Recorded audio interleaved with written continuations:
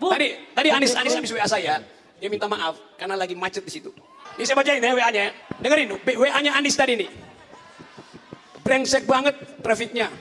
Rok, bilangin mahasiswa, gue minta maaf karena akan terlambat kira-kira 7 sampai 8 menit. Oke. Teman-teman mahasiswa semua yang memilih hadir, memilih bersama-sama memikirkan untuk Indonesia ke depan karena masa depan adalah milik dari teman-teman semua di sini. Anda punya lebih banyak besok daripada kemarin. Karena itu pemilik besok itu harus ikut menentukan dan memikirkan sama-sama. Kami hadir di sini untuk berdiskusi, berpikir bersama dengan teman-teman semua. Alhamdulillah saya bahagia, bersyukur, bangga bisa bertemu dan bersama-sama berpikir untuk masa depan kita, masa depan bangsa kita. Kenapa menggunakan kata membebaskan dan membela Palestina? Dasarnya apa? Coba. Karena ini negara kita belum selesai, masih bobrok menurut saya. Masih bobrok menurut saya. Dengan segala macam kritik, dengan segala macam komentar, kami tidak pernah satupun mengirimkan keluhan, bahkan menuntut kepada polisi atas kata-kata siapapun. Di dalam pikiran yang disopan santunkan adalah kemunafikan, betul? Nah, pas nyampe sini, Rocky Gerung ya, itu dungunya sudah mulai nampak merusak esensi daripada acara ini.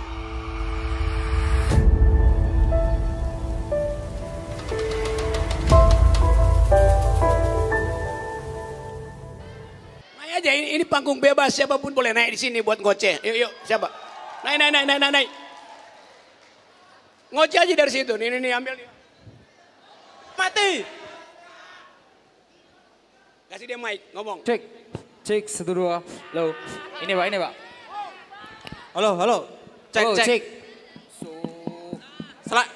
Selamat sore, Pak Rocky Gerung. Ya saya tahu nih sore. Oke, saya mau bertanya Pak Rocky terkait dengan apa yang terjadi beberapa hari ke belakang ini yang di GBK. Ini kan seberapa dungunya calon presiden tahun 2024 yang mana di dalam undang-undang pemilu tidak boleh pejabat administrasi negara menunjukkan keterpihakannya dalam satu calon presiden. Seperti itu. Terima kasih. Kamu salah lagi kamu. Ini soal abdesi kan? Ya dia berhak abdesi. Abdesi itu artinya aparat pengabdi istana.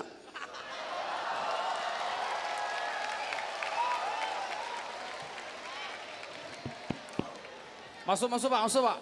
Ini masuk pak. Cek, lo. Ya 3 menit lagi, Anies nggak datang, bubar.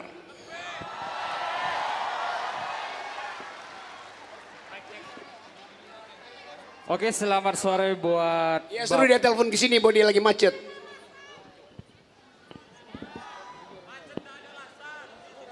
Kan udah dapat for rider, masa masih macet? Ya.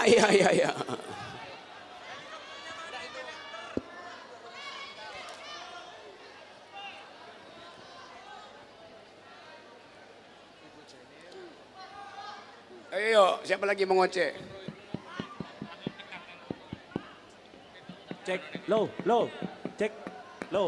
Assalamualaikum warahmatullahi wabarakatuh. Mana? Di mana? Ini pak. Cek, low. Ini. Bung. Oke. Oke. Assalamualaikum warahmatullahi wabarakatuh. Di atas pak. Iya suka-suka deh dimanapun suaramu terdengar ya. Main. Ini pak. Ya Allah. Ini. Yang pakai topi. Ini yang pakai topi. Udah saya nggak tahu di mana ya suara. Gantian pak. Yang di atas dulu pak. Sebelah kiri pak. Sebelah kiri pak, sebelah kiri. Ya. Ini pak. Ini yang pakai peci, Assalamualaikum warahmatullahi wabarakatuh. Terima kasih yang sebelumnya kepada Selamat sore Pak Gerung yang Iya. telah hadir di Jawa Timur kali ini.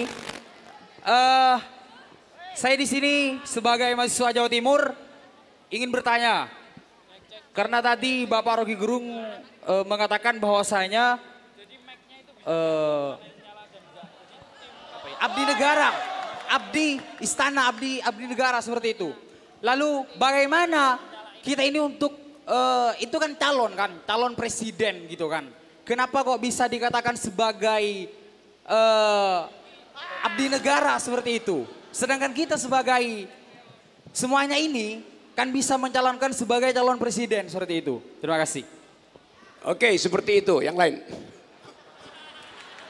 Bung, cek, pak, cek, low. Bung, cek. Halo, tes. Assalamualaikum wabarakatuh. Bung Rocky yang dungu, Bung Rocky dungu. Halo Bung Rocky. Iya. Cek. Agak keras. Dungu.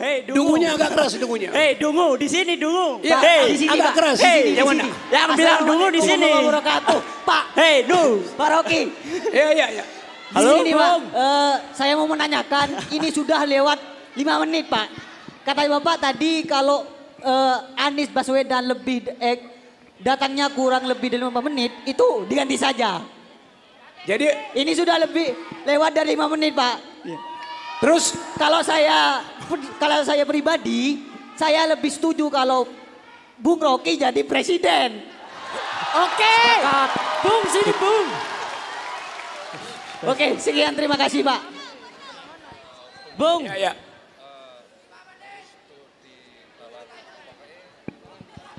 Saya udah presiden akal sehat. Assalamualaikum.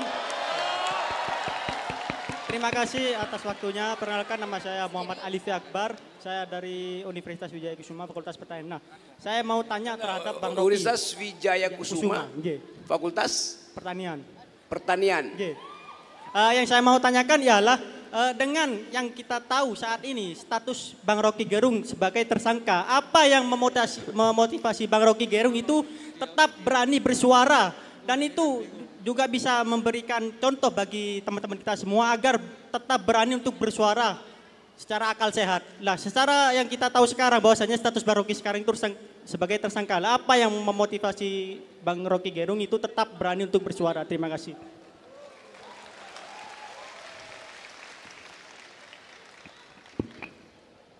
Ya karena ada sekian banyak massa di ruangan ini yang akan melindungi saya kalau saya jadi tersangka.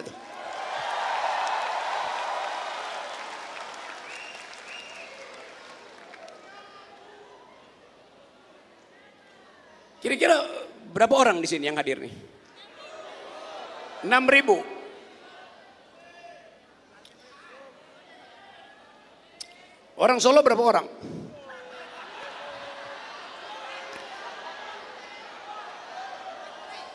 Hanya 1 orang Solo pasti di sini. Karena 1 memang artinya Solo. Oke, yang lain. Bung. Tadi Anies habis WA saya, dia minta maaf karena lagi macet di situ. Cek. Ini saya bacain ya WA-nya. Dengerin WA-nya Anies tadi nih.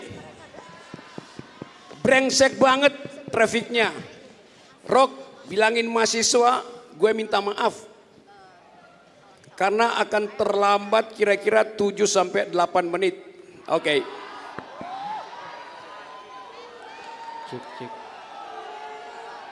Yang brengsek itu lalu lintas.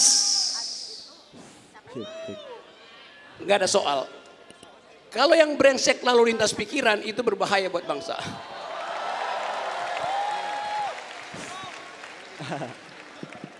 Halo dari Bung Rocky. Lihat di sini ya. Udah. Bung, Mana Dungu, yang Dungu di sini Dungu. Dari sini Bung. Halo, Dungu. Halo. Oke, Dungunya di situ, oke. Di sini ya. Ini pertanyaan terakhir ya. Setelah ini saya pulang. Oke. Kepada Bung Rocky pada saat sekarang tentunya teman-teman sangat mengenal daripada sosok beliau ya kan? Oke, sangat mengenal daripada sosok beliau. Nah, ketika kita melihat daripada sosok beliau, dia memang pintar, tapi goblok memanfaatkan kepintarannya itu sendiri. Dengan apa? Dengan apa? Tentunya teman-teman tidak akan liar dari perkataan sopan santun itu bahasa tubuh. Nah, di dalam pikiran yang disopan santunkan adalah kemunafikan, betul?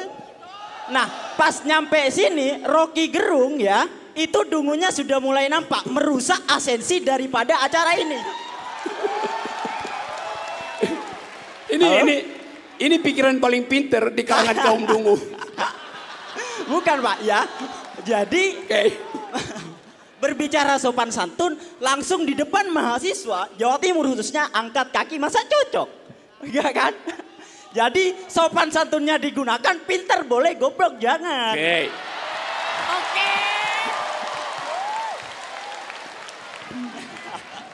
Oke, itu pernyataan paling bagus. Saya kasih nilai A-.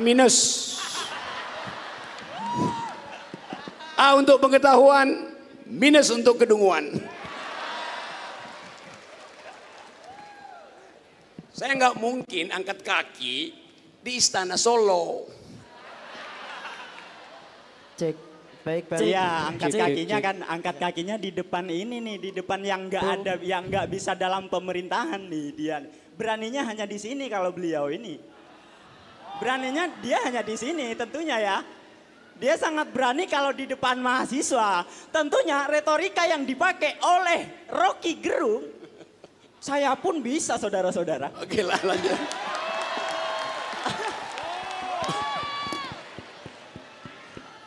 Tadi dia bilang, saya tersangka karena kurang ajar di depan Jokowi itu.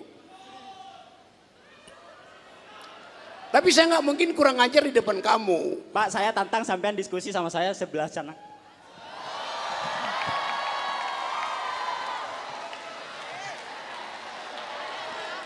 Astagfirullah. Oke. Tolong siapin bandrek.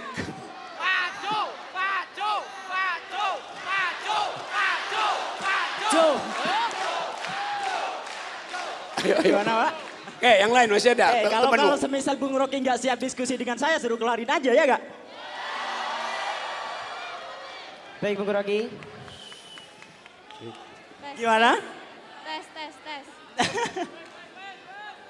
Bung Rocky di sebelah sini. Oke, siap. Salam hormat saya. Bung Rocky. Iya. Bung Rocky. Ya nanti kita diskusi nanti. Oke, siap. Yang lain masih ada yang mau ngoceh? Bung Rocky di belakang. Sini di belakang Anda. Dari sini kiri. Kenang Pancasila. Bung Rocky. Kiri Bung, kiri. Halo Bung Rocky. Boleh Halo ke Bung. depan? Sini Bung. Oke. Halo. Ke belakang kameramen. Baik Bung. Ke belakang kameramen. Akan sedikit. Ganti-ganti, saya bosan laki mulu yang ngomong, kasih perempuan. Sebentar Bung, apakah Anda percaya dengan Pancasila sebagai grundorm? Sebagai apa? Apakah Anda percaya Pancasila sebagai grundorm? Sebagai? True. Sebagai grundorm, norma dasar. Apakah Anda percaya kalau Pancasila sebagai norma dasar, grundormnya Han Kelsen? Oh, kamu anak hukum pasti ya? Ya. Iya, mohon maaf Baik, teman-teman. sebelum saya, pertanyaan saya kan itu. Cukup ya, cukup. Oke, coba nanti saya lagi tanya. ya. Di mana Anda baca bahwa Pancasila itu grundnorm? Di mana Anda baca? Oleh karena itu saya di dalam hukum sendiri, hukum di Indonesia, Pancasila itu kan didebatkan antara grundnorm atau tidak. Dan saya pernah melihat Anda dalam salah satu seminar mengatakan Pancasila sebagai grundnorm. Bentar. Kamu semester berapa di Fakultas Hukum? Semester 1, maba. Oke, terima kasih teman-teman dan juga Bung Rocky karena sebentar lagi kita akan memasuki acara inti dan juga capres-cawapres akan segera memasuki tempat. Oke. Kami mohon untuk Bung Rocky bisa menempati tempat duduk yang ada di depan bawah karena kita nanti akan menampilkan sesuatu yang bisa kita lihat bersama-sama di layar yang ada di depan. Enggak mau, saya mau di sini. Ya.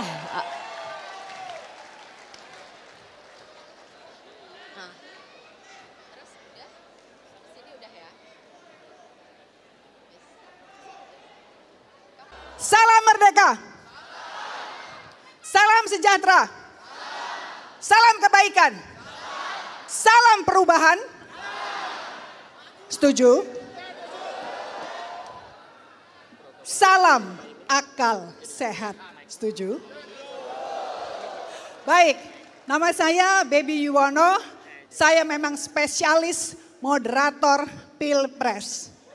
Dan langganan narsumnya adalah kakak kita Bang Rocky Gerung. Saya nggak tahu nanti 2009 saya masih bisa jadi moderator Pilpres atau tidak. Oke, Mas Anies dan Cak Imin, saya tidak akan berlama-lama karena kita sangat tahu untuk apa kita di sini mau ngapain, dan kita di sini mau diapain. Mau diapain. Oke? Dan Mas Anies, I guarantee para mahasiswa yang ada di sini adalah bukan lagi Gen Z, tapi Gen K. Gen keren. Gen keren. Jadi nanti pesan saya, pertanyaan-pertanyaan Anda, tohokan-tohokan Anda harus juga keren. Sebelum saya panggil narsum dan panelis, saya mau tanya dulu ke audiens. Yang masih ragu jangan jawab, oke? Yang tidak setuju jangan jawab. Pertanyaan saya sebelum saya undang ya. Apakah capres dan cawapres kita sore ini keren?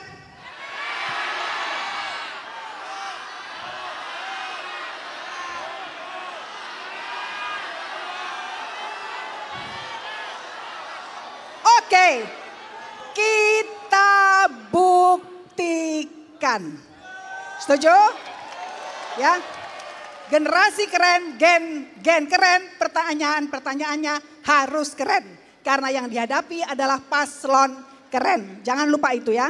Oke, sebelum saya mengundang capres dan cawapres, pertama kali saya ingin mengundang seorang ibu, Profesor Angel Damayanti dari UKI. Ya, silakan Ibu. Dengan bidang kalau saya tidak salah hubungan internasional, ya. Dari jauh udah kelihatan pinternya, baunya udah bau pinter, ya. Monggo silakan duduk, dipersilahkan duduk di tengah atau di pinggir sini boleh. Berikutnya abang akal sehat, ya, bukan abang tukang bakso, adalah kakak saya. Kakak bukan ya, mana sih orangnya? Kakak tua, it's time for me to invite you. Dan saya kalau panggil,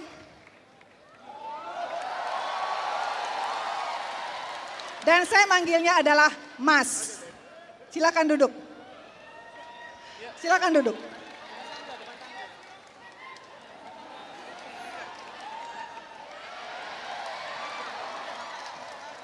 Gak mau kalah, itu orang itu memang gak pernah mau kalah. Saya heran kenapa dia gak ngelamar presiden, itu aja heran saya sampai sekarang. Didesek-desek gak mau. Berikutnya saya panggil Gus Imin yang ketika mendapat Dr. Honoris Causa, saya duduk persis di depan nyonya, di depan istri Anda. Karena suami saya dulu KSA UNER. Monggo.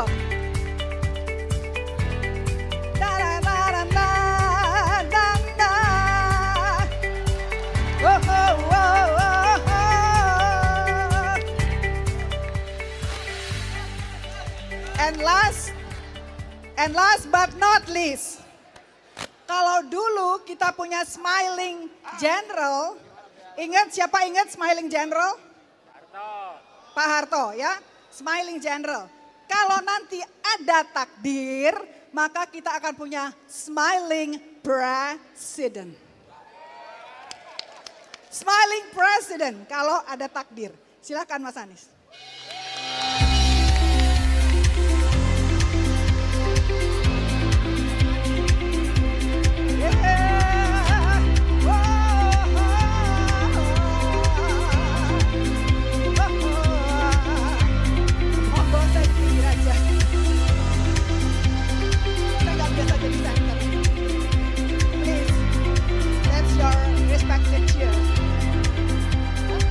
Saya tengah, ya udah manut kepada ya. Baik, saya dipesan oleh panitia bahwa acara ini adalah acara mahasiswa. Jadi sekali lagi saya katakan tadi kenapa saya katakan gen keren, karena kalau tidak keren maka mereka tidak akan datang ke sini. Gen keren hanyalah gen yang mau jauh-jauh datang ke sini karena ikut berpikir, ikut peduli, dan ikut bercakap-cakap tentang bangsa, tentang nasib dan negerinya, tentang nasib bangsanya. Kalau Anda tidak keren, Anda tidak peduli. Betul? Betul Cak Imin? Ya, Anda keren karena Anda peduli dan hadir di sini. Baik, sebelum sabar ya, mulai dikumpulin pertanyaan-pertanyaannya, tapi saya ingin sekali mendengar dulu, kita akan dengarkan dulu uraian. Mas Anies sudah capek ya ngomong terus dari tadi pagi ya. Saya nggak bisa bayangin nyanyi Indonesia Raya berapa kali, ngomong berapa kali ya kan. Capek atau tidak itu soal perasaan. Wah, tak pernah, ini kalau judul tak pernah lelah mencintaimu nih kayaknya. Monggo Mas Anies 15 menit untuk Anda. You just give anything. Tidak ada pertanyaan, maybe your plan, maybe your feeling, maybe your excitement, up to you. Your hope, it's okay. Oke. Terima kasih semuanya. Assalamualaikum warahmatullahi wabarakatuh. Selamat sore, salam sejahtera untuk semuanya. Terima kasih para panelis di sini, teman-teman mahasiswa semua yang memilih hadir, memilih bersama-sama memikirkan untuk Indonesia ke depan, karena masa depan adalah milik dari teman-teman semua di sini. Anda punya lebih banyak besok daripada kemarin, karena itu pemilik besok itu harus ikut menentukan dan memikirkan sama-sama. Kami hadir di sini untuk berdiskusi, berpikir bersama dengan teman-teman semua. Dan kami datang sebagai rasa hormat, karena teman-teman memilih untuk tidak menjadi penonton yang tak peduli, tapi menjadi bagian yang berpartisipasi untuk memikirkan pergerakan kita ke depan. Terima kasih. Yang kedua, izinkan saya sampaikan terima kasih pada teman-teman KIB yang telah menyelenggarakan acara ini di berbagai tempat. Teman-teman sekalian, kami berdua saat ini mendapatkan amanat untuk mengikuti proses pemilihan presiden. Amanat ini adalah amanat yang besar, tapi insya Allah tidak berat. Seperti tadi, capek atau tidak, berat ringan itu soal perasaan. Apabila ini kita jalani dengan sebuah ikhtiar serius, maka yang terasa besar itu tidak jadi berat. Nah, kami ingin sampaikan dalam kesempatan ini bahwa misi utama yang kita emban adalah kami ingin mengembalikan gagasan utama mengapa Republik ini didirikan. Republik ini didirikan dengan ide. Para pendiri Republik ini adalah kaum intelektual yang memiliki pengalaman perjuangan, mengalami beratnya kolonialisme, punya kedalaman intelektual, punya wawasan yang luas, yang mampu menerjemahkan pengalamannya, observasinya, cita-citanya menjadi sebuah gagasan untuk Republik baru yang bernama Indonesia. Diwujudkan dalam pembukaan Undang-Undang Dasar 45, yang kalau kita lihat narasinya, kita boleh bangga. Indonesia memiliki narasi cita-cita kemerdekaan, tujuan kemerdekaan, janji kemerdekaan yang bila dibandingkan dengan negara-negara lain, maka Indonesia bisa dibilang paling memiliki konstitusi gagasan yang luar biasa. Nah, apa gagasan utamanya?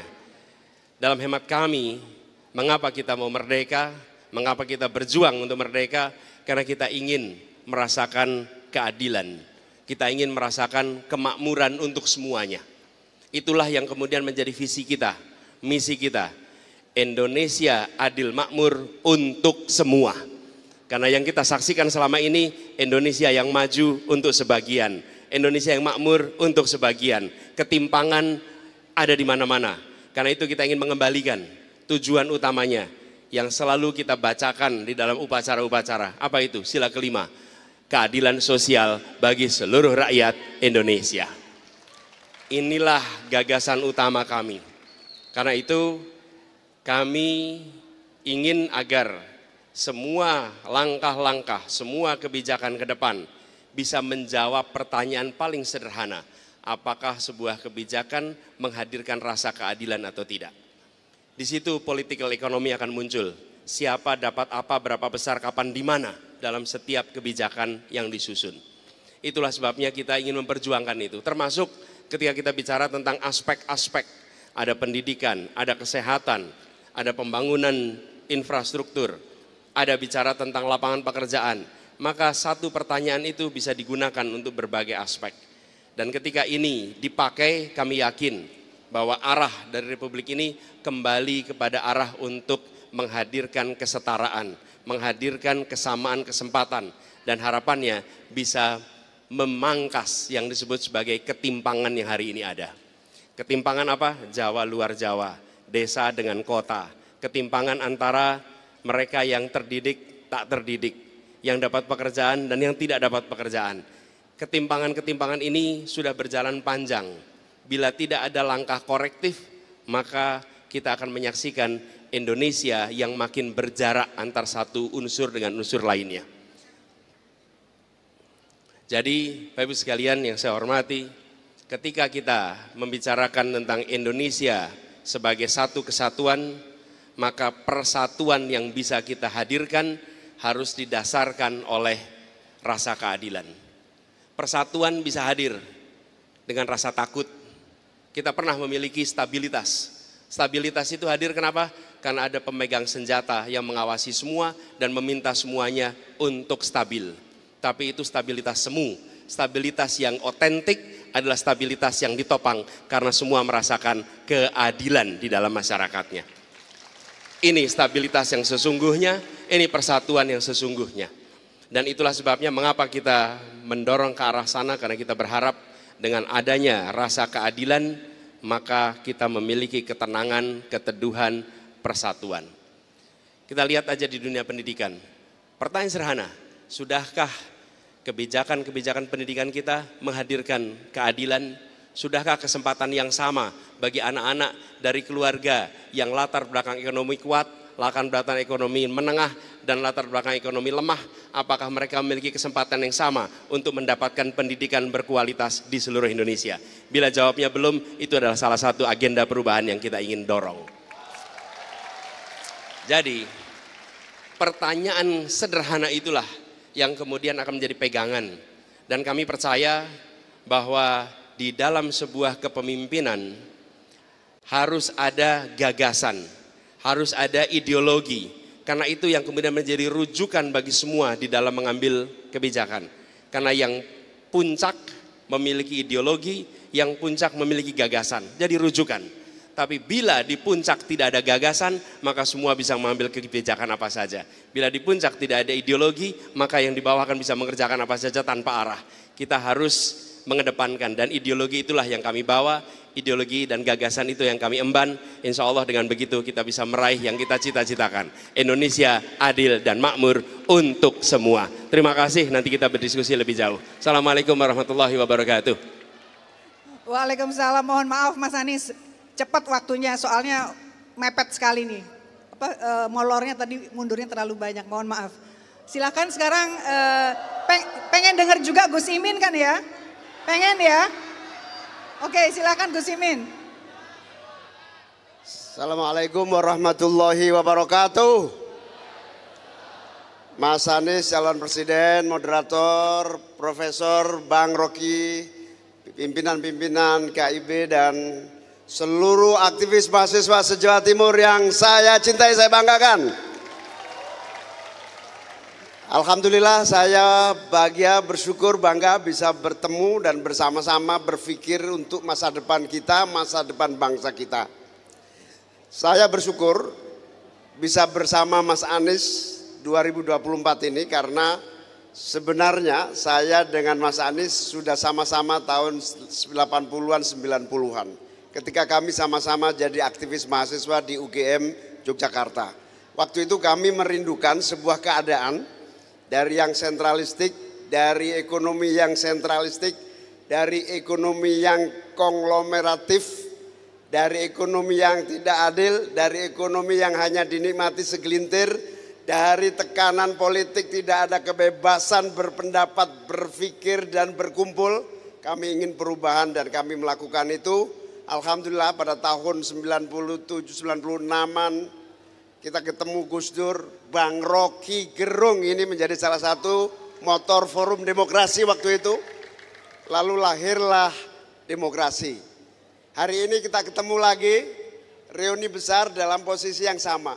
Kalau dulu ada konglomerasi, hari ini ternyata ada juga namanya oligarki.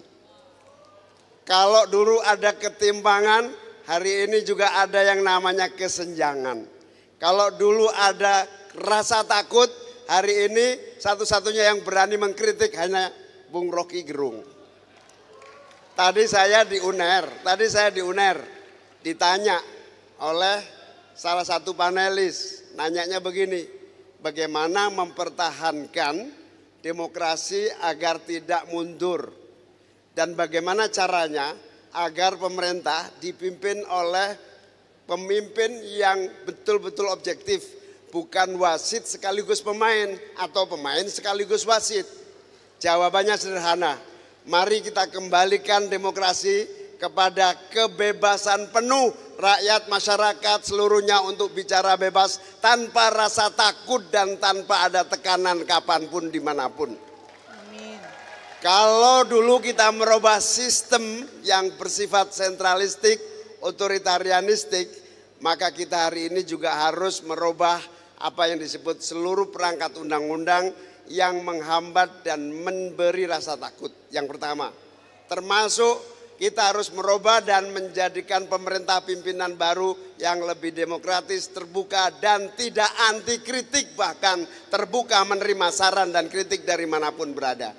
Yang dibutuhkan hari ini bukan saja pemerintahan yang terbuka, tetapi kampus-kampus sudah terlampau lama diam tak bersuara. Kampus-kampus saatnya bicara untuk menyatakan kritik dan menyatakan terbuka apa yang sedang terjadi. Kita tidak hanya butuh seorang Rocky Gerung, kita butuh ribuan Rocky Gerung Indonesia yang itu adalah Anda semua, para aktivis mahasiswa yang akan membawa perbaikan nasib demokrasi kita di masa yang akan datang.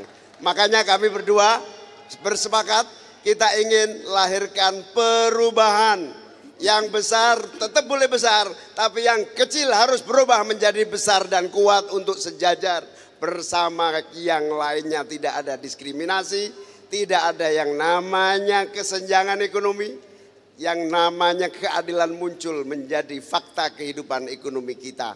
Ibaratnya tantangan kita ke depan adalah bagaimana semua itu terwujud satu-satunya cara yang konstitusional agar konstitusi ini bisa dilaksanakan secara istiqomah, konsisten.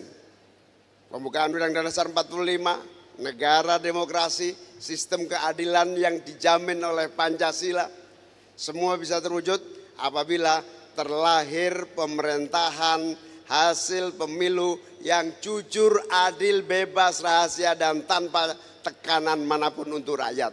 Saatnya kita lahirkan pemilu yang baik, karena itu kami berdua bertekad bersama-sama hadir dan insya Allah akan bersama-sama untuk melahirkan pemerintahan yang benar-benar melahirkan pembaruan, perubahan nasib untuk rakyat Indonesia yang lebih baik. Amin. Terima kasih sahabat-sahabat para aktivis, terima kasih semuanya menjadi bagian dari masa depan Indonesia. Tidak boleh kita serahkan kepada siapapun, di tangan kita, kita akan kawal perubahan menjadi lebih baik. Allahumma amin. Assalamualaikum warahmatullahi wabarakatuh. Waalaikumsalam, terima kasih banyak. Sekali lagi saya mohon maaf kepada para narasumber dan juga panelis karena waktunya ini sepertinya disunat ya, dipotong-potong ya, tidak seperti rencana. Oke adik-adik, are you ready? Sangat banyak persoalan bangsa tentang konstitusi, tentang undang-undang, tentang ekonomi, tentang apapun, tentang budaya, tentang apapun ya, betul? Betul ya? Oke, karena ini adalah rumah kita, jadi sore ini adalah rumah kita bersama mereka ya. Anggap aja rumah sendiri, ya. Anggap aja Mas Anies itu adalah bapak kita, oke? Jadi jangan takut untuk bertanya apapun, mengkritik apapun. Peras sehabis-habisnya sesuai dengan kemampuan Anda, wawasan Anda. Setuju? Oke, saya di sini cuma komporin aja, saya tukang kompor. Oke, sekarang dari sisi kiri, dari sisi kanan dulu. Siapa yang punya pertanyaan yang keren? Tadi kita sudah sepakat kita di sini adalah kita adalah gen keren. Karena kalau tidak keren maka Anda tidak akan datang ke sini untuk ikut berpikir dan berbicara tentang negeri dan bangsa Anda. Silakan. Kok berdua? Oh berdua. Beda. Nanti ya, tunggu ya. Ya silakan. Ditujukan kepada siapa? Dua paslon. Satu aja. Nanti waktunya habis. Paslon kedua. Paslon kedua. Cawapres. Cawapres. Ini mohon maaf saya bikin rule. Saya bikin rule, satu pertanyaan langsung dijawab. Satu. Ya. Jadi satu pertanyaan, satu jawaban. Saya tidak mengumpulkan 2 atau 3 pertanyaan, tapi satu pertanyaan, satu jawaban. Setuju ya semua? Setuju. Silakan bertanya. Assalamualaikum warahmatullahi wabarakatuh. Saya Syahril dari UIN Sunan Ampel, Surabaya. Izin bertanya mengenai penegasan dari paslon ini untuk penindakan korupsi, khususnya mengenai RUU perampasan aset yang saat ini masih terkatung-katung, tidak dibahas-bahas. Pertanyaannya kepada Bapak Imin yang terhormat sebagai Wakil Ketua DPR RI, kenapa tidak membahas-bahas RUU ini? Walaupun sekarang sudah di tahap prioritas, tapi itu tidak disentuh-sentuh. Itu sejak tahun 2008. Periode-periode sebelumnya tidak dibahas. Itu yang perlu ditegaskan. Memang itu telah tercantum di misi ke-8 dari paslon ini. Poin kedua, bagaimana kalian meyakinkan kami langkah konkret untuk mengawal dalam pengesahan RUU perampasan aset. Karena ini penting. Satu lagi. Karena ini penting, ini untuk memiskinkan para koruptor. Kita tahu sebelumnya terjadi korupsi BTS. Menteri dari mana menterinya? Menteri Menkominfo dan Mentan, ada lagi yang terbaru juga. Menterinya dari mana? Itu yang perlu dikeruk. Agar uangnya tidak untuk menyicil mobil Alphard, teman. Itu pertanyaan. Baik, kita di sini pertanyaan kita fokus saja ya, tidak usah ke kanan ke kiri, kita fokus saja apa yang akan dilakukan oleh capres dan cawapres kalau ada masalah-masalah yang masih banyak di negeri ini, gitu aja, oke? Bagaimana, ya. Ya, langkah konkret. Silakan Cak Imin. Ya, terima kasih dari UIN.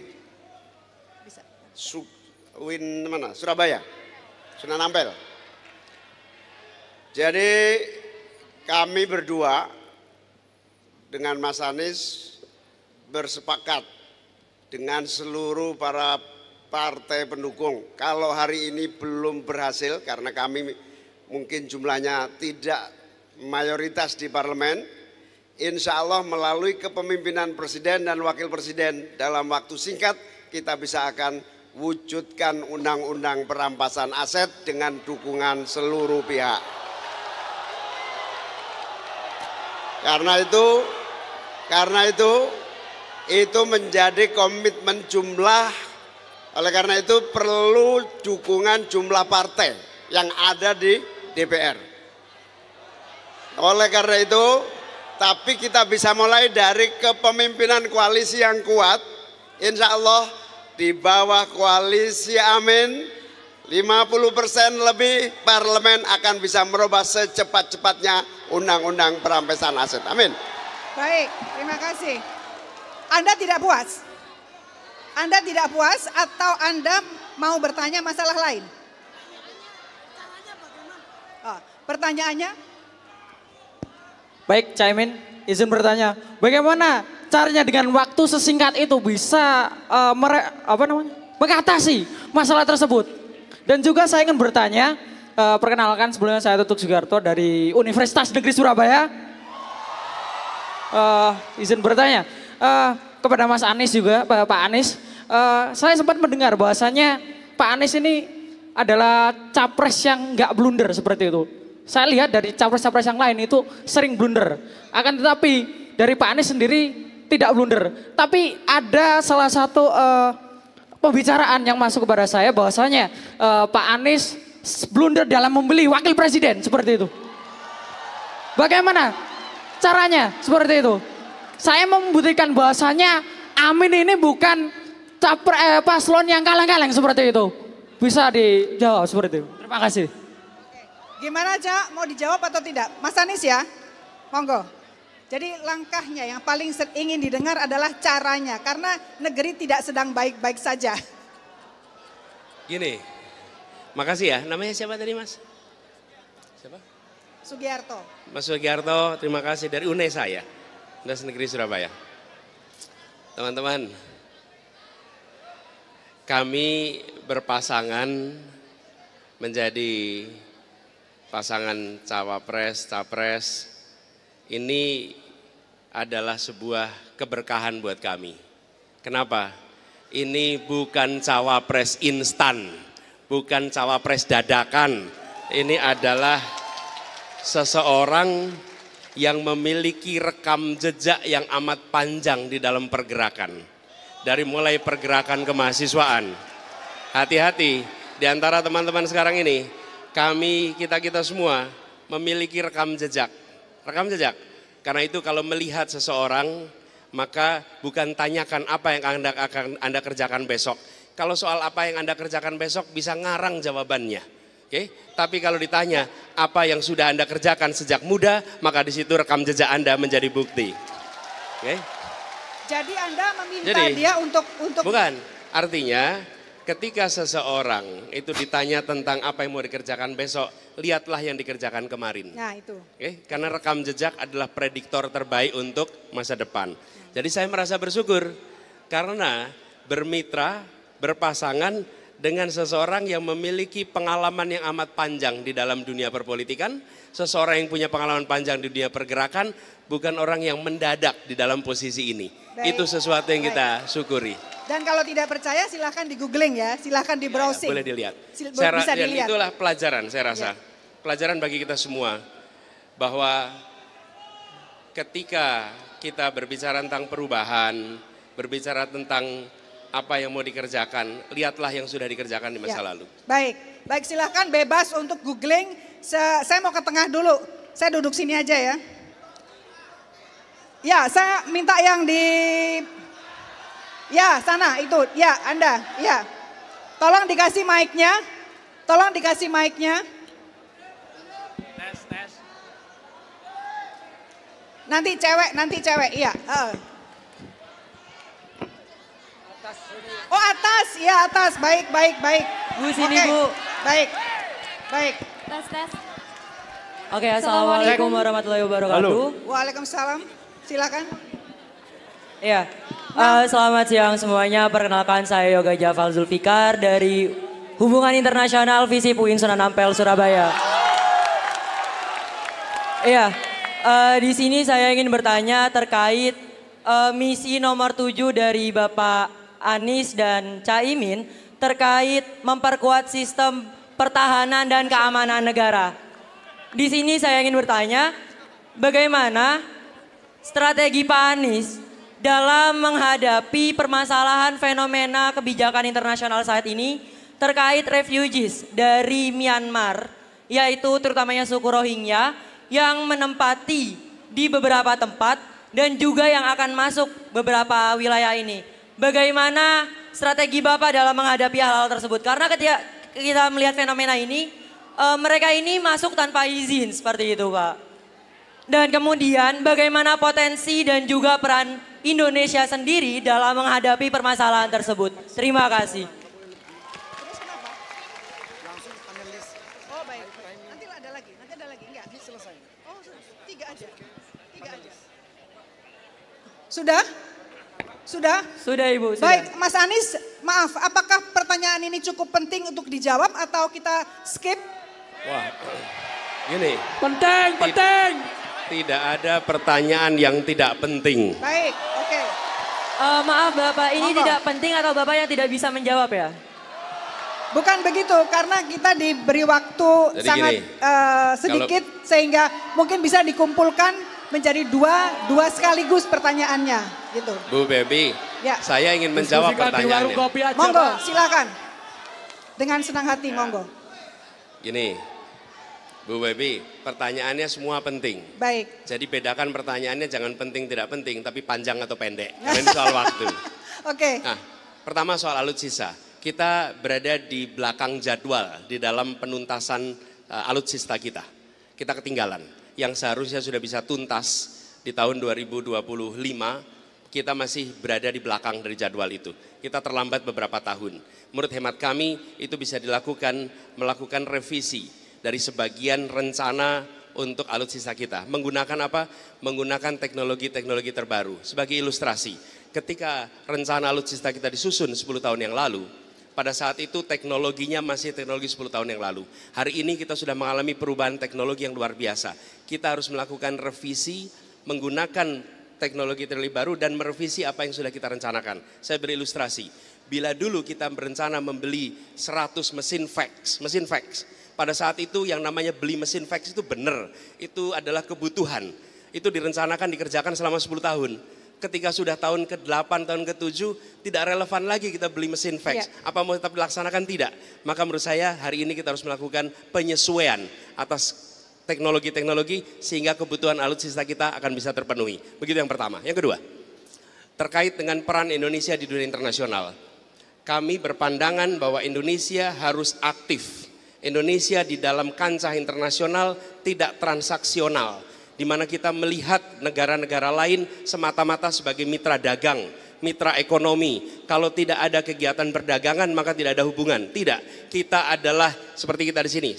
Kita semua warga Surabaya, warga Indonesia, dan kita adalah warga dunia yang harus terlibat di dalam urusan-urusan dunia. Sehingga ketika ada persoalan-persoalan kemanusiaan, apalagi yang ada di sekitar kita, maka kita harus membuka pintu kita, menyayomi mereka, memberikan perlindungan yang kita bisa lakukan. Sehingga kita menunjukkan kepada dunia bahwa kami bagian dari dunia, dan bila ada problem-problem yang apalagi menyangkut kemanusiaan, Indonesia tidak tinggal diam. Sambut mereka, beri perlindungan kepada mereka, berikan kesempatan untuk nanti pada waktunya mereka bisa kembali, tapi Indonesia harus menjadi safe haven bagi tetangga-tetangga kita yang menghadapi masalah. Terima kasih. Ya, dari jawaban ini kelihatan sekali bahwa Mas Anies ini orang yang sangat menghormati, attitude beliau sangat menghormati apapun. Ya, kita belajar dari beliau bukan hanya dari sisi hard skill, kepintaran, kompetensi hard skill saja, tapi juga attitude bahwa beliau menghormati, menghargai pertanyaan apapun. Meskipun pertanyaan tentang negeri ini sangat banyak sekali. Nah, mungkin satu lagi boleh? Satu lagi ya. Bentar. Mbak. Tes. Cek. Perempuan. Cek, Bu. Ya, Mbak. Perempuan. Ini. Wanita, di mana dirimu? Boleh saya milih perempuan? Nah, ini perempuan. Ini jatahnya sana soalnya, tadi sini sudah. Silahkan, Mbak. Bu. Kiri. Bu, di sini, Bu. Pojok. Berapa orang? Pojok. Silakan segera. Silakan. Pasukan kuning lihat dong. Cek. Assalamualaikum warahmatullahi wabarakatuh. Di sini saya akan bertanya. Nama dari mana? Perkenalkan, nama saya Walinda Rahma, saya dari Universitas Negeri Surabaya. Surabaya mana suaranya? Pak Surabaya, Bu. Bapak, bonus demografi di 2023 dan menuju Indonesia Emas di 2024. Apa strategi Bapak untuk menyiapkan generasi Indonesia agar mampu bersaing? Mohon dijawab, terima kasih. Terima kasih. Satu pertanyaan, satu jawaban. Silakan Mas Anies atau Gus Imin, apa yang dipersiapkan untuk menyiapkan generasi yang unggul atau cemerlang atau whatever? Moderator, Monggo, Mas. Usul. Moderator, usul. Yes. Ini adalah perwakilan dari daerah masing-masing. Dari tadi penanyanya rata-rata dari Surabaya. Kita memiliki hak untuk bertanya. Mohon maaf, tolong ketika Anda berdiri, saya tidak tahu Anda dari mana. Mohon maaf sekali. Iya. Ya. Mohon kepada moderator untuk memberikan dari berapa daerah sebagai perwakilan, biar fair. Oke, sebentar. Oke. Oke, saya akan tanya pada floor manager. Mana floor manager? Floor manager. Masih ada berapa penanya lagi yang boleh? Ada berapa penanya lagi? Mana floor manager saya? Berapa? Kami dari Bondowoso, Bu. 2. Berapa? Sudah. Tutup. Apanya yang mengkuliti pikiran capres cawapres? Tambah 3 dong. Bukan, sudah selesai. Oke. Waktunya gimana? Tambah 1 lagi. Baik, sebentar. Ini karena waktunya, ya ini masalah waktu, bukan masalah tidak mau. Bukan masalah tidak mau. Moderator, mohon izin moderator. Kalau ada waktu, 7 hari 7 malam saya mau di sini bersama Mas Anies dan lain-lain. Nginep. Kita kemah di sini.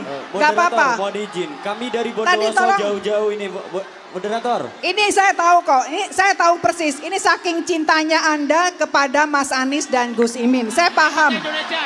Paham banget. Bukan cinta Anies. Paham sekali. Ya, Mas monggo. Lebih baik diberikan pertanyaan beberapa sehingga mereka dapat kesempatan bicara. Kalau satu-satu waktunya habis untuk saya. Oh gitu, baik. Oke, sebentar. Oke, gini. Terima kasih Mas Anies. Tolong ada jalan keluar. Ada jalan keluar yang bagus sekali dari Mas Anies adalah monggo dari perwakilan bicara tentang masalah yang ingin ditanyakan. Nanti dari semua itu Mas Anies akan menjawab. Setuju? Siap, setuju, Bu. Ya, meskipun tidak semua ya, meskipun kita pilih misalnya 5. Ya, misalnya 5, ya. Bu. Moderator. Perwakilan aja, Bu. Perwakilan dari satu universitas satu. Iya, semuanya mau.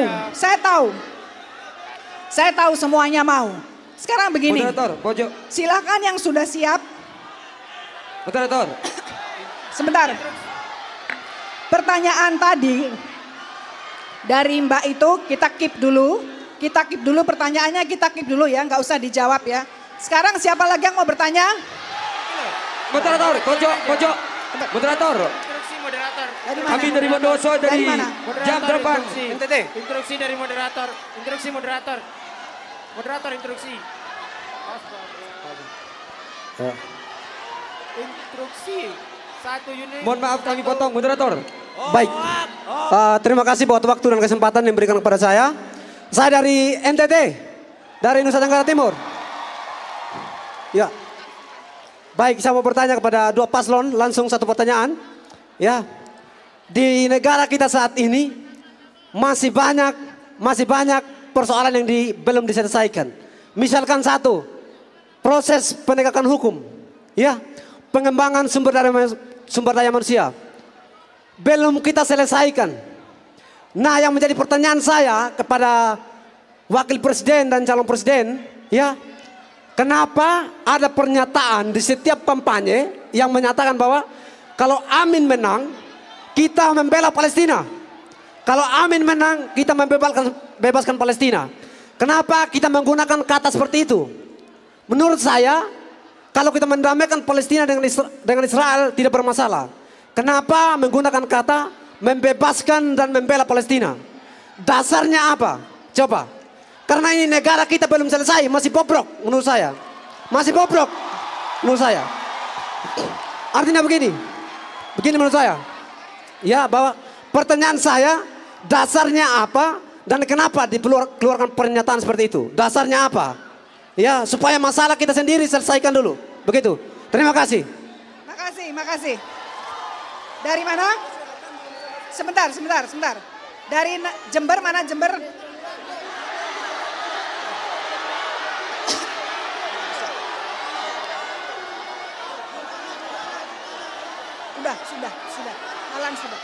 Sudah.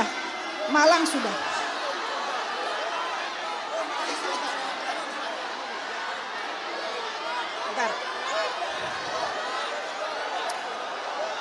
Sebentar. Kalau Anda ribut saya tidak bisa bicara. Oke? Jadi yang ada di sini terpaksa saya tunjuk. Ya, maaf. Karena waktunya terbatas, yang ada di depan saya tunjuk. Anda tidak boleh protes lagi. Oke? Siapa dari Jember? Jember. Langsung pertanyaan.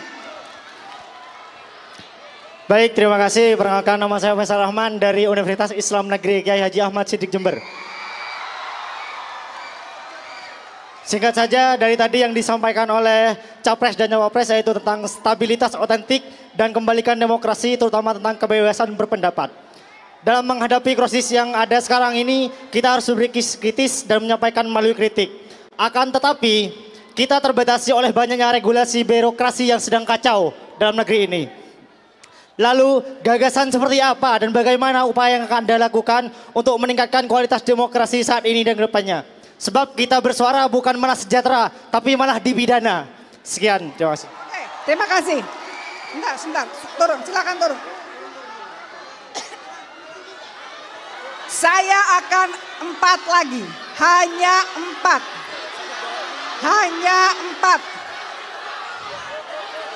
Tunjuk aja Lumajang. Ya. Madura, dari Madura. Silakan. Ya. Assalamualaikum warahmatullahi wabarakatuh.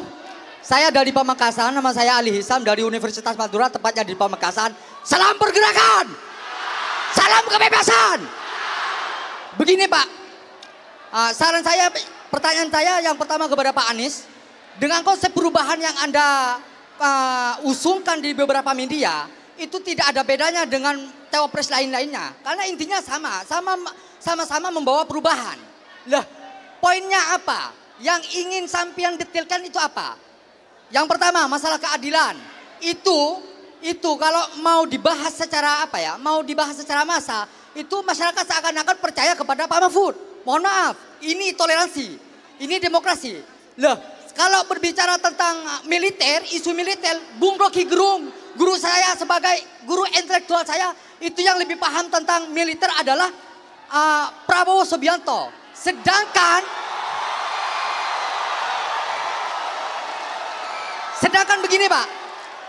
begini, sedangkan dalam apa yang saya dengar dari sampian, ketika membicarakan beberapa kayaknya seorang penyair, kalau sampian posisinya sebagai cawapres, nggak terlalu butuh itu Pak. Kalau Rocky Gerung itu memang pekerjaannya Pak, sehingga demokratis semakin meningkat dan lain sebagainya, itu nggak masalah, oke. Cuman yang lebih detailnya program apa unggulannya yang bisa membedakan. Karena banyak isu sambil mendukung IKN dan lain sebagainya. Itu Pak, mohon maaf. Salam dari Madura. Terima kasih. Berikut dari kota Lumajang.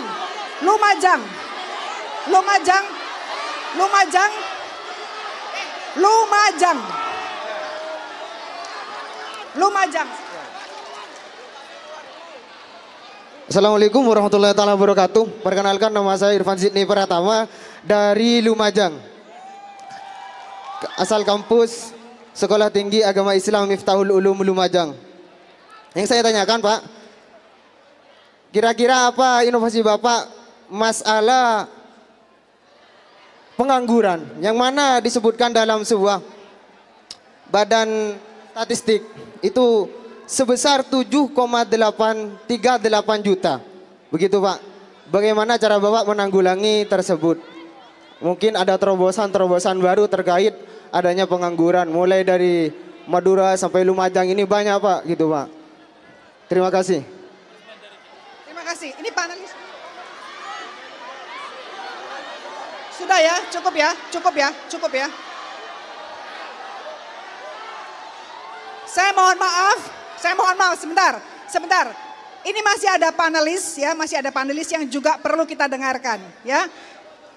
Nanti kapan-kapan kita rame-rame rombongan ke rumah Mas Anies lah nanti, diundang nanti. Adik-adik, saya sangat paham, ini menunjukkan betapa cintanya Anda sekalian kepada Amin. Sangat paham. Baik, kita dengarkan dulu, mungkin tadi Bang Rocky udah gak sabar ya, udah gak sabar lihat kalian seperti ini, langsung beliau berdiri. Ya, langsung beliau berdiri. Nah sekarang sebelum saya ke Bang Rocky, ke Mas Anies dulu dengan pertanyaan-pertanyaan yang tadi. Monggo Mas.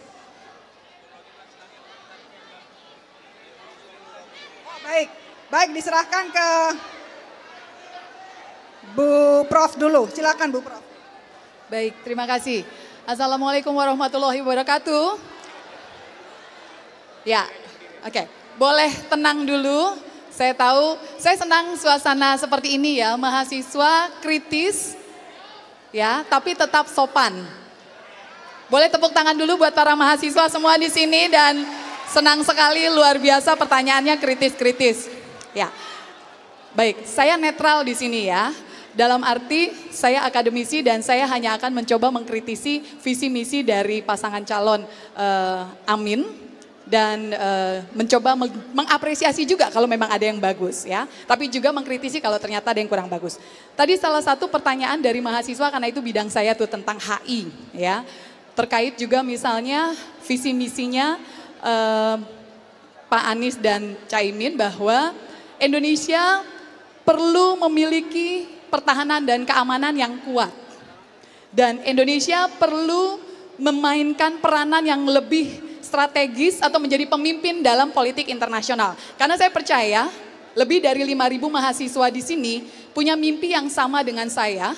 Siapapun nanti pemimpinnya, tapi kita punya mimpi yang sama yaitu bagaimana melihat Indonesia menjadi negara yang unggul di level internasional. Tepuk tangan dulu dong buat Indonesia.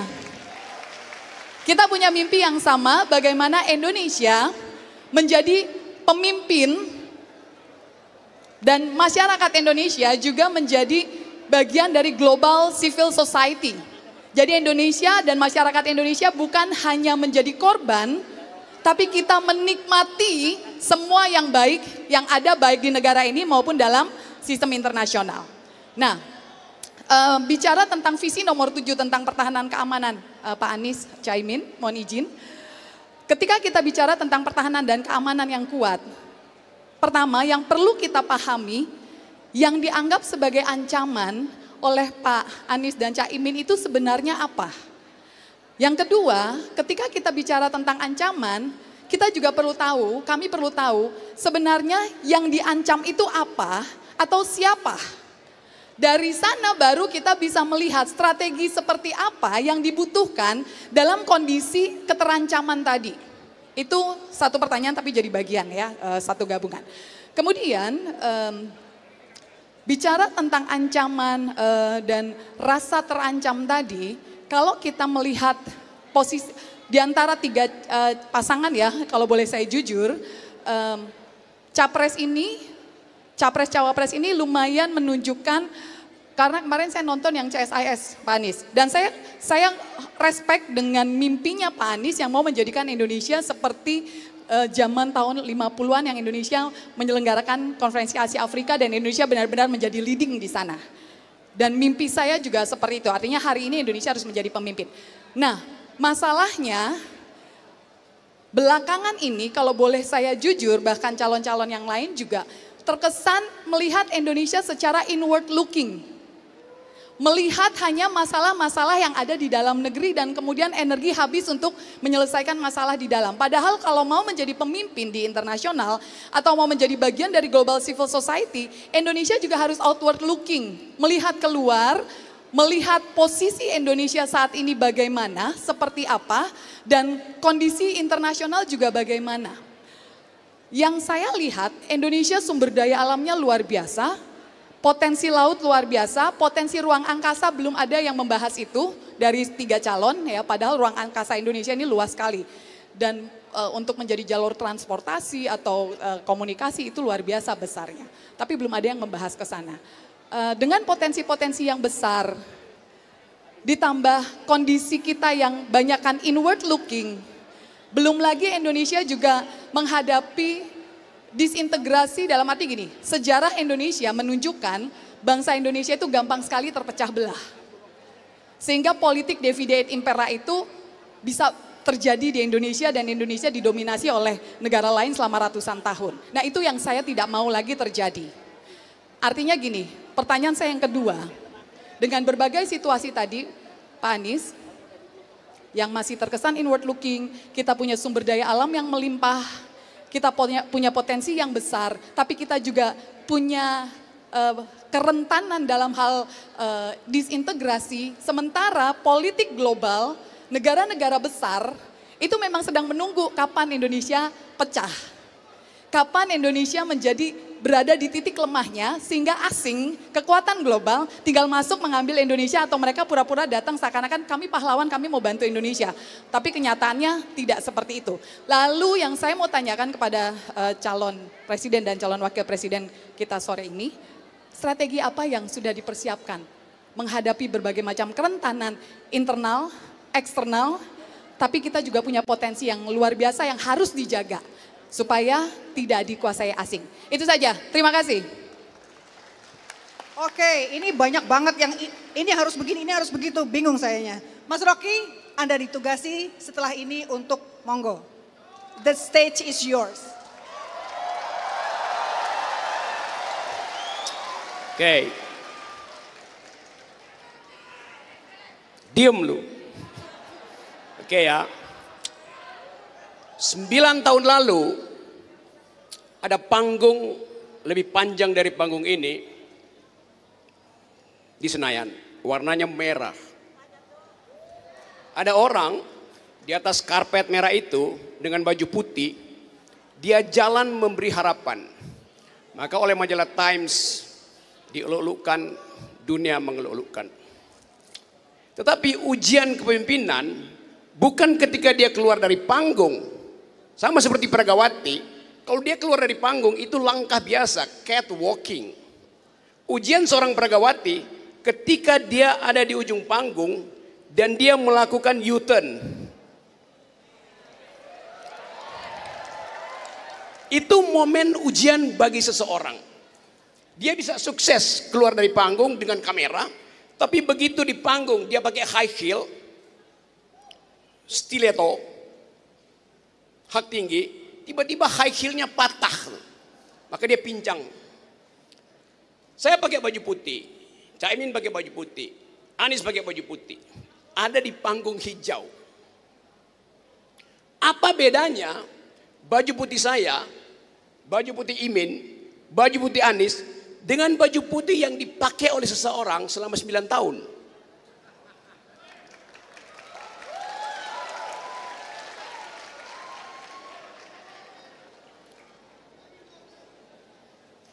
Ada orang pakai baju putih selama 9 tahun, tapi otaknya hitam.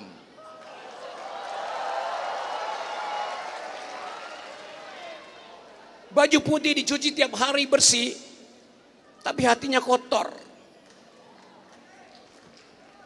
Sekarang orang yang sama masih pakai baju putih, tapi putihnya putih pucat, putih ketakutan namanya itu. Bukan putih cahaya. Kita mau bikin perubahan supaya kita ubah. Putih itu mesti putih yang bercahaya, bukan putih karena ketakutan. Itu namanya pale. Pucat, putih pucat. Nah tadi teman-teman mahasiswa memperlihatkan satu upaya untuk mengucapkan tidak pada Cak Imin dan Anies. Anda lakukan pertanyaan yang betul-betul ketat. Anda tadi menggeleng pada mereka berdua. Dan tugas universitas adalah menggeleng, bukan manggut-manggut. Yang manggut-manggut itu turunan dinasti.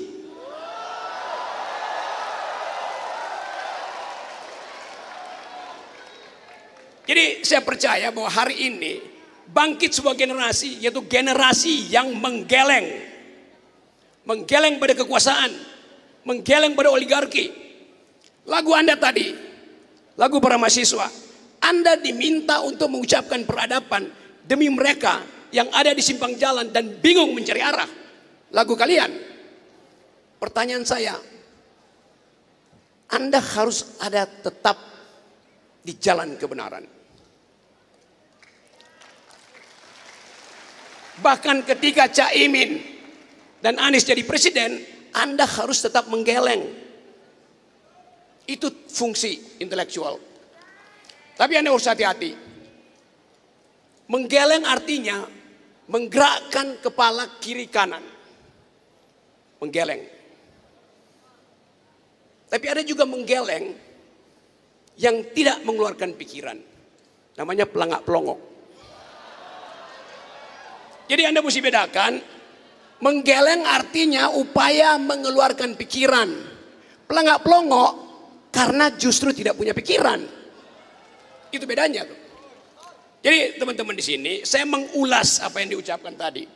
Bahwa dua pasangan ini berupaya untuk bicara di tingkat paradigma, tingkat value, tingkat ide besar tuh.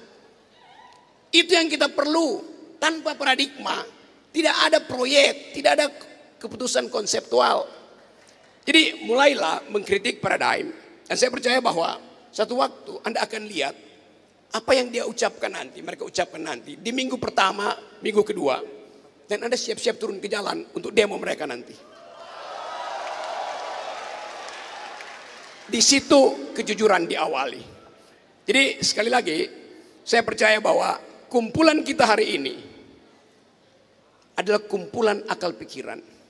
Anda bayangkan 2 hari lalu ada kumpulan yang 300 kali lebih banyak dari ini di Senayan, namanya Abdesi. Anda juga Abdesi, Asosiasi Pemikir Demokrasi. Abdesi di sana aparat pengabdi istana, beda. Jadi pastikan bahwa Anda bukan pemuja kekuasaan. Anda ucapkan kritik dan kritik itu yang akan mendefinisikan Anda sebagai warga negara atau sebagai warga dinasti. Ini pesan saya, karena saya bagian dari teman-teman. Upaya untuk merawat demokrasi itu bukan cuma butuh kekuatan partai, tapi kekuatan intelektual. Demokrasi itu adalah pikiran yang diucapkan melalui pemilu. Demokrasi adalah kekuasaan otak melalui kekuasaan rakyat. Jadi mereka yang tidak bisa berpikir seharusnya tidak boleh dipilih. Nah, teman-teman di sini kita percepat pembicaraan ini. Saya hanya membuat kesimpulan dan Anda lanjutkan pertanyaan pada 2 bakal pemimpin ini. Semoga hari ini kita pastikan bahwa terbit keputusan untuk memulai perubahan. Dan sekali perubahan itu dimulai, tidak mungkin ada yang mampu mencegahnya. Kita ingin supaya satu waktu nanti panggung ini akan Anda lalui masing-masing. Kita ingin kendalikan ambisi-ambisi kekuasaan yang hari-hari ini hanya diatur melalui kaleng kongguan. Kita ingin ada generasi emas. Kita ingin semua kita mampu untuk mengucapkan keadilan. Kita ingin ada bagian yang kita tetapkan sebagai tujuan bernegara. Surabaya diingat sebagai kota perjuangan. Bung Karno belajar di sini. Semua ideologi dimulai dari Surabaya. Bung Karno belajar tentang nasionalisme di sini.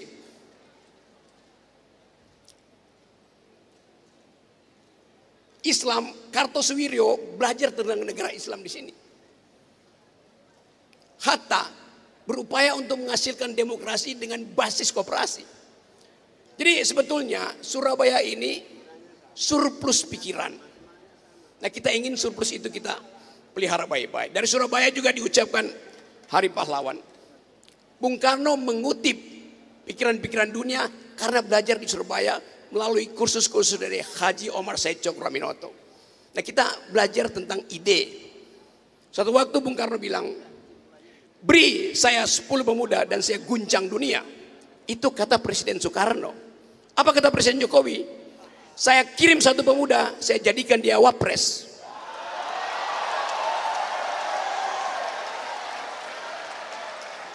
Nah, saya ingin pemuda-pemuda Surabaya menghalangi politik dinasti yang makin menjadi-jadi. Terima kasih.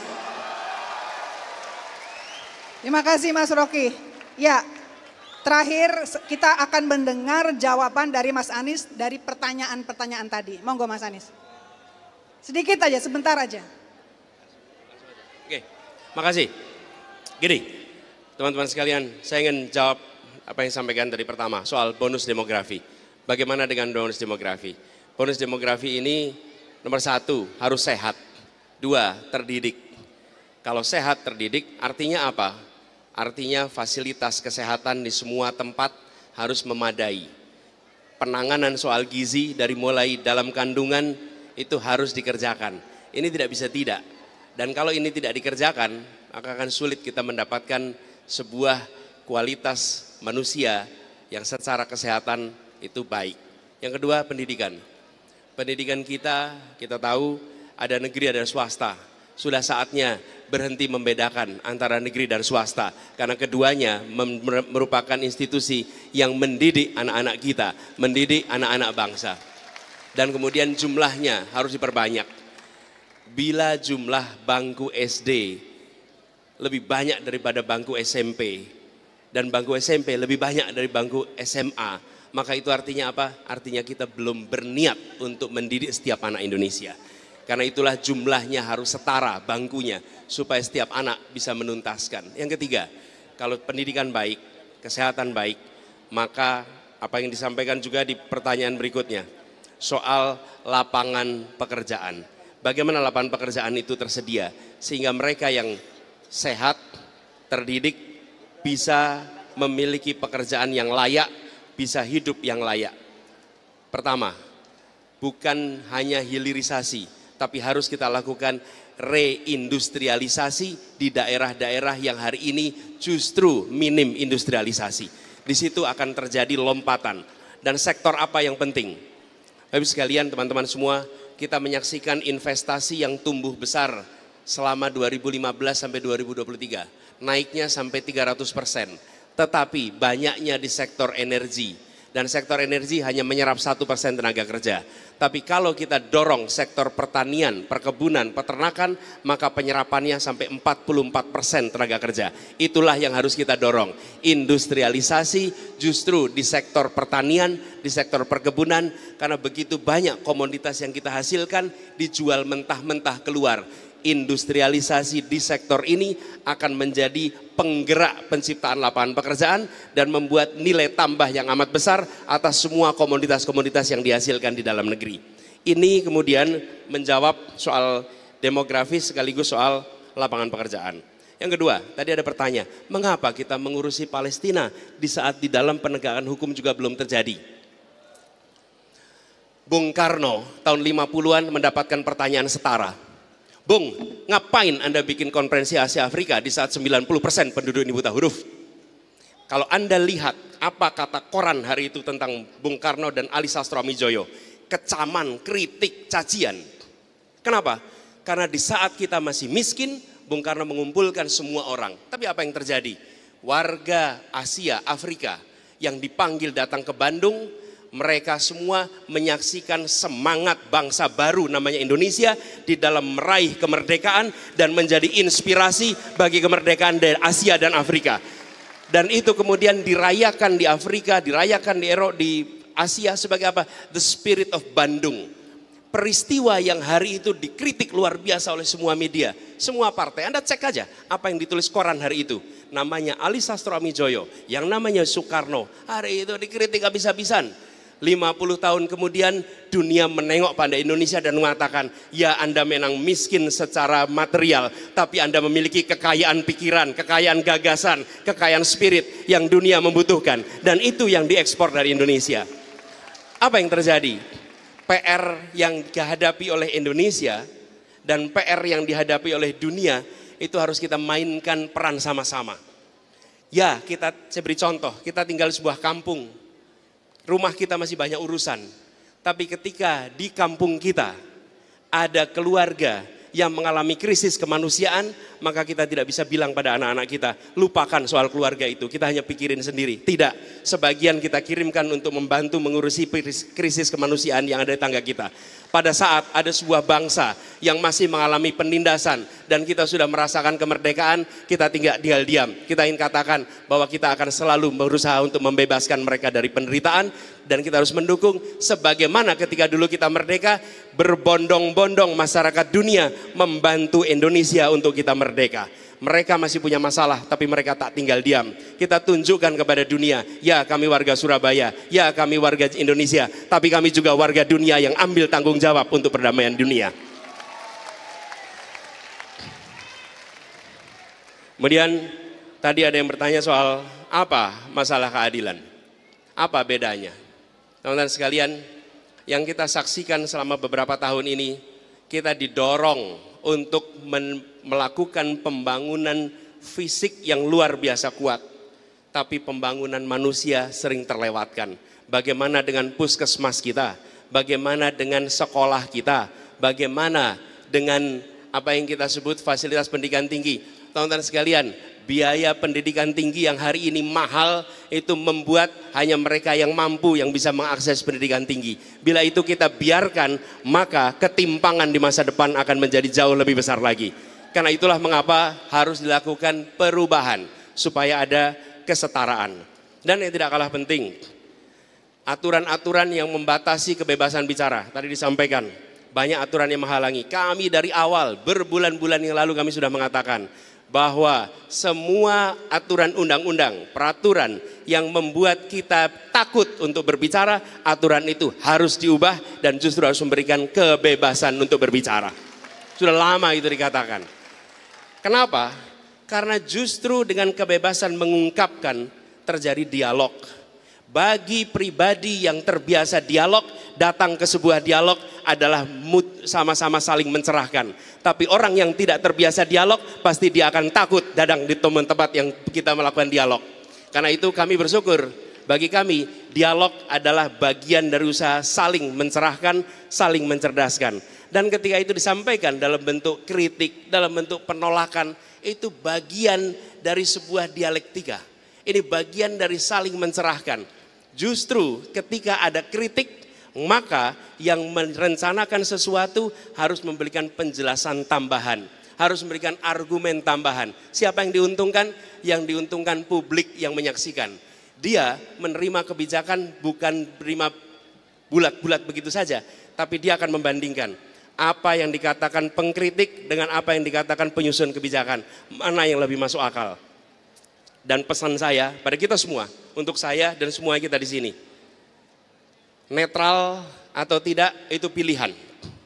Menurut saya bukan soal netral atau tidak. Yang harus kita jaga adalah objektivitas. Seringkali kita menganggap netral sama dengan objektif. Bukan.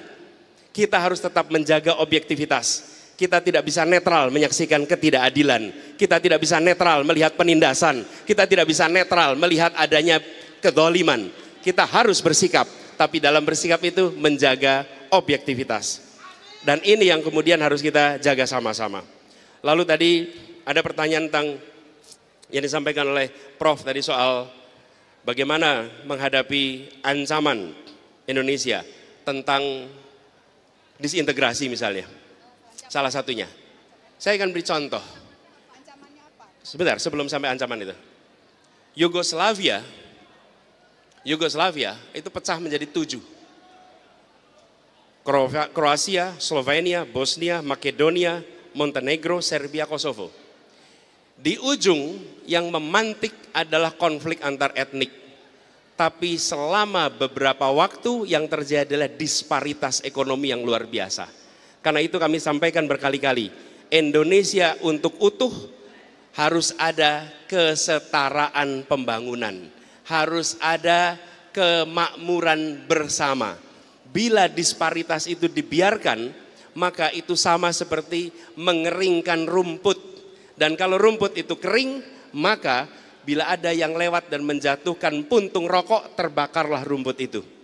Bila ketimpangan ekonomi diteruskan, maka ada pemantik antar etnik, antar suku, maka dia bisa membakar semuanya. menjaga dan mengkoreksi ketimpangan adalah salah satu kunci untuk menjaga keutuhan dari bangsa ini. Kemudian yang terkait dengan ancaman, saya melihat ada beberapa menurut saya yang perlu menjadi catatan bagi kita. Pertama adalah transnational organized crime. Ini salah satu ancaman yang kita hadapi. Kemudian yang kedua, ancaman cyber security. Inilah ancaman nyata yang sekarang ini ada. Dan kemudian ketiga, Indonesia ini punya batas wilayah yang sangat luas. Border security, keamanan perbatasan kita merupakan salah satu ancaman yang cukup besar. Yang keempat, kita ini negara yang penuh dengan ancaman bencana alam. Itu juga salah satu ancaman yang kita hadapi. Kemudian kelima, kita ini adalah negara maritim. Dan salah satu ancaman terbesarnya apa? Security maritim. Bagaimana kita menyaksikan orang bisa keluar masuk begitu saja dan melakukan pengurasan atas kekayaan alam kita. Yang keenam, kita berada di wilayah dengan ketegangan regional. Kita tahu kawasan Laut Cina Selatan yang sekarang menjadi salah satu tempat di mana di situ ada ketegangan yang cukup tinggi. Ini adalah salah satu ancaman yang kita hadapi. Jadi, Bu Prof, kalau bisa saya sampaikan, itulah beberapa ancaman yang kita miliki. Dan kalau kita sadari ancaman itu, maka kita bisa menyiapkan susunan langkahnya untuk bisa menghadapi semua ancaman itu. Lalu saya ingin tegaskan apa yang disampaikan oleh Bung Rocky tadi. Bahwa merawat demokrasi adalah merawat pikiran. Kami berpandangan sama, kami melihat bahwa di dalam demokrasi salah satu kuncinya adalah memberikan ruang untuk dialog, untuk tukar pikiran. Dan itu artinya harus punya pikiran, harus punya gagasan. Kalau tidak ada gagasan, tidak ada pikiran, tidak mungkin bisa dialog. Dialog itu membutuhkan bekal gagasan dan pikiran. Dan demokrasi adalah ruang yang memberikan kesetaraan untuk itu. Ini komitmen kami untuk dijaga. Dan cara melihat komitmen bukan dengan menanyakan besok berbuat apa. Apakah kemarin memberikan ruang untuk kebebasan? Kalau boleh saya sampaikan, saya bertugas di Jakarta. Dengan segala macam kritik, dengan segala macam komentar. Kami tidak pernah satupun mengirimkan keluhan, bahkan menuntut kepada polisi atas kata-kata siapapun tentang apa yang dikerjakan oleh Gubernur Jakarta. Nol, tidak ada. Kenapa? Karena biarkan mereka mengungkapkan yang menjadi pikiran. Dan kalau itu diungkapkan dengan kata-kata yang sopan, baik. Kalau diungkapkan dengan kata-kata yang kasar, tidak apa-apa. Biarkan nanti dirinya sendiri yang akan menilai tentang apa yang dikatakan di masa lalu. Dan izinkan nanti anak-anaknya membaca apa yang dikatakan hari ini. Itu adalah salah satu kunci di mana menurut kami ruang kebebasan itu dijaga. Karena itu ketika kita bicara besok kita akan jaga. Kenapa? Karena kemarin kita jaga kebebasan untuk berbicara, kebebasan untuk mengkritik, dan kebebasan untuk saling berdialog, saling bertukar pikiran. Karena dari pertukaran pikiran itulah kita akan muncul gagasan baru. Saya termasuk yang mempercayai inspirasi tidak datang dari meditasi. Inspirasi datang dari interaksi pikiran. Interaksilah yang menghadirkan inspirasi. Karena itu kalau Republik ini ingin maju, berikan ruang interaksi pikiran. Nanti akan muncul gagasan-gagasan baru untuk Indonesia ke depan. Itu jawaban saya atas semua pertanyaan tadi. Terima kasih. Baik, terima kasih. Teman-teman mahasiswa, semakin lama semakin kelihatan jelas bahwa pikiran kita, harapan kita, keinginan kita sama. Yaitu Indonesia yang jauh lebih baik. Dan itu hanya bisa dilakukan dengan perubahan. Gitu ya. Hidup mahasiswa, salam perubahan.